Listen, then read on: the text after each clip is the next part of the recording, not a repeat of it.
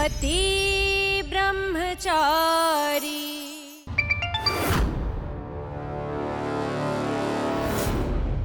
नहीं पड़ेगा मेरा बेटा आईएएस, और ये मेरा आखिरी फैसला है। क्यों पापा जी, क्यों नहीं पड़ेगा सूरज आईएएस? ईशा जी बस कीजिए, जाने दीजिए। नहीं सूरज, मुझे पापा जी से आज जवाब चाहिए, और वो भी अभी। क्यों नहीं पड़ेगा सूरज आईएएस? क्योंकि ये मेरा बेटा है। ये वही करेगा जो इसका बाप इसे कहेगा, और मेरा बेटा नहीं बनेगा आईएएस।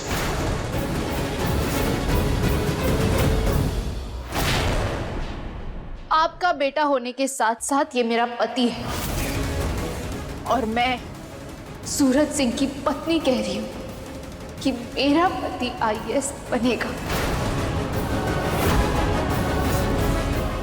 ईशा जी रुक जाइए, जाने दीजिए। क्या कर नहीं रही हैं? सूरज,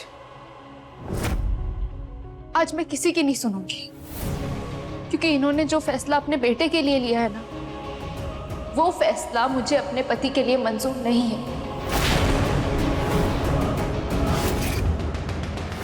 चाचा जी,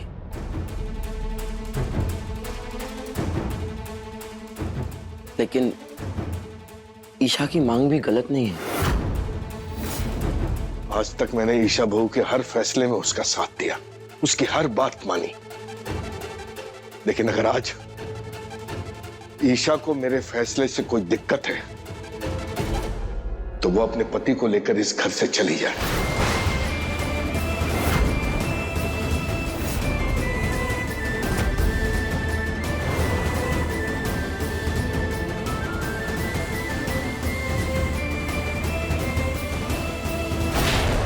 क्योंकि ये मेरा घर है, और इस घर में वही होगा जो मैं चाहूंगा। जिसे भी मेरे फैसले से दिक्कत है वो यहां से जा सकता है।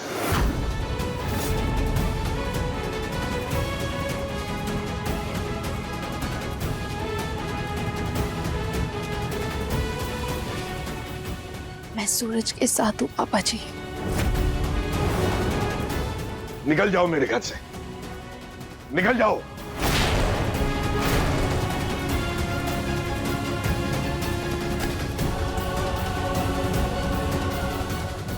चाचा जी, चाचा जी, चाचा जी रुक जाइए ना, रहने रुकिए। चाचा जी रहने, क्या कर रहे?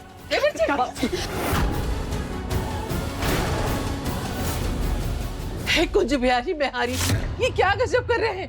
क्या हो गया है आपको? अब इस घर में कदम तब रखना जब अपनी जिद छोड़ देना, वरना वरना इस घर में तेरे लिए कोई जगह नहीं।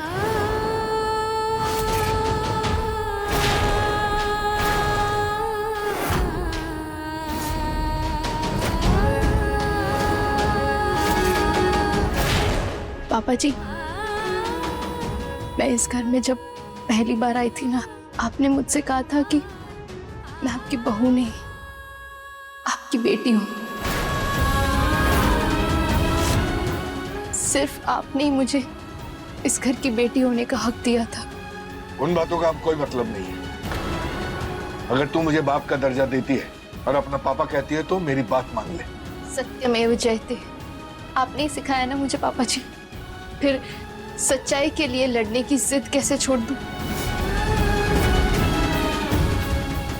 ठीक है, तो तू रहे अपनी जिद के साथ, लेकिन इस घर में नहीं, क्योंकि इस घर के दरवाजे आज से तेरे लिए बंद।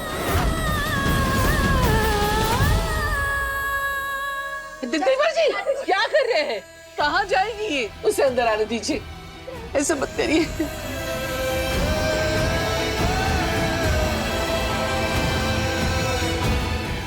पापा रुको प्लीज।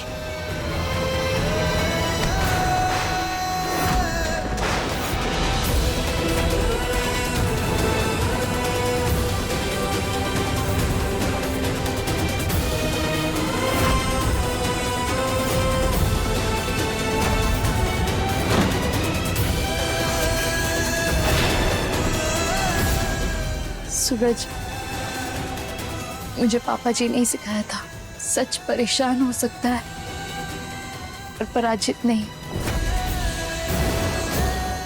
और अगर आज मुझे सच्चाई की लड़ाई में पापा जी के खिलाफ भी जाना पड़े ना तो मैं जाऊंगी।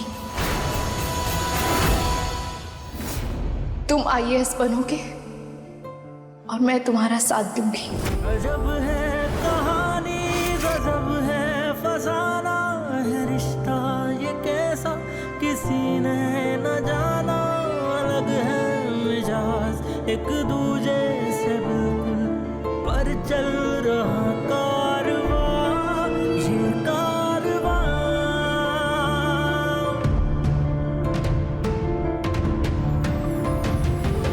एक है ज़मीन एक है आसमां, दोनों ही है दोनों से जुदा। रहते हैं दोनों ही साथ साथ पर लंबी है दूरियां दूरियां। तू कहाँ मैं कहाँ, तू कहाँ मैं कहाँ।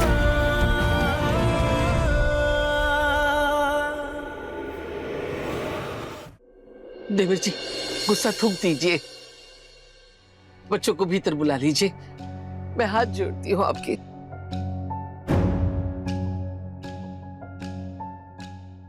देवर जी नहीं, रुक जाइए देवर जी। चाचा जी जिद कर रहे हैं हम। मत कीजिए ना। बात सुनिए। चाचा जी क्या कर रहे हैं आप? चाचा जी प्लीज चाचा जी वो बच्चे छोटे। चाचा जी मत कीजिए ना। बात सुनिए।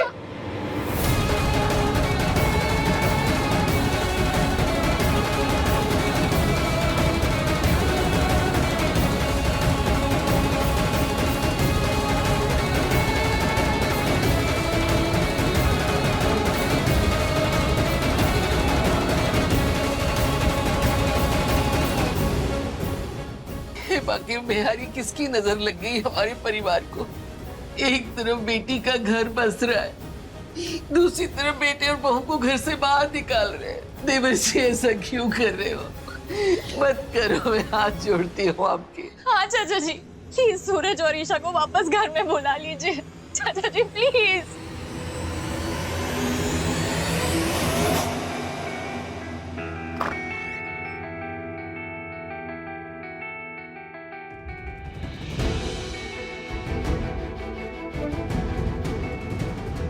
माँ मैं जानती थी चाचा जी ने ये सब कुछ गुस्से में कहा है। अब देखिए ना उन्हें वापस बुलाने जा रहे हैं। देखा सूरज, मैंने कहा था ना पापा जी हमारे बिना रह थोड़ी सकते। देखो उन्होंने दरवाजा खोल दिया।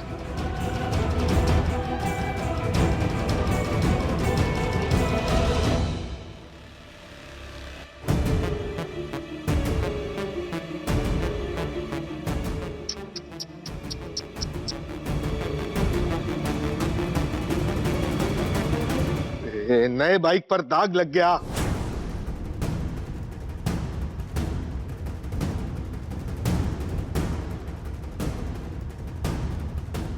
क्या है ये? क्या है? और तुम में से किसी का ध्यान नहीं है? अरे किसी को तो ख्याल रखना चाहिए ना। चाचा जी छुई मुई जी और देवर जी को बुलाने नहीं गए, बाइक पे लगा हुआ दाग साफ करने गए। अदिति, हाँ? इसका कवर लिया, बाइक बाहर पड़ी पड़ी धूल खा रही है। जा, खड़ी क्या है? कवर लिया। हाँ।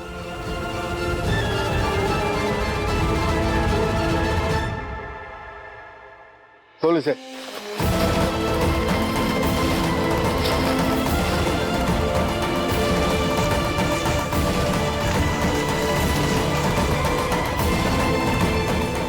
रिया, ये बाइक बहुत खास है बेटा। तेरी शादी के लिए जो ली है, इसे कुछ नहीं होना चाहिए।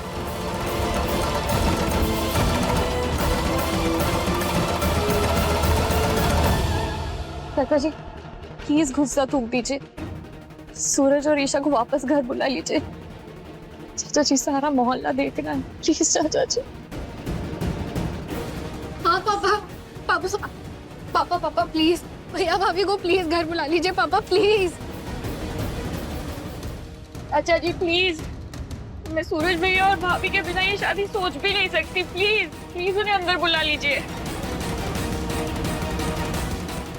बस, तुम तीनों मेरी बेटियां हो और तुम तीनों को मेरा कहा मानना पड़ेगा। चलो अंदर, चलो अंदर, घर के अंदर जाओ।